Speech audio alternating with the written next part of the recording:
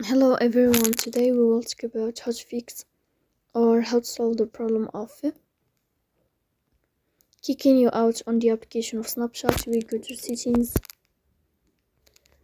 then this page we go to apps, default apps, app settings.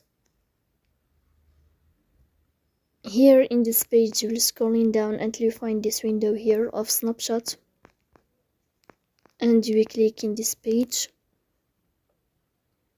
Then in this page of app info you will go to first stop and you will click OK.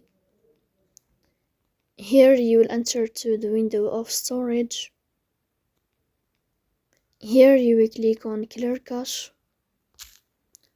Then you can turn on your airplane mode, and you can turn off your airplane mode again to fix that problem.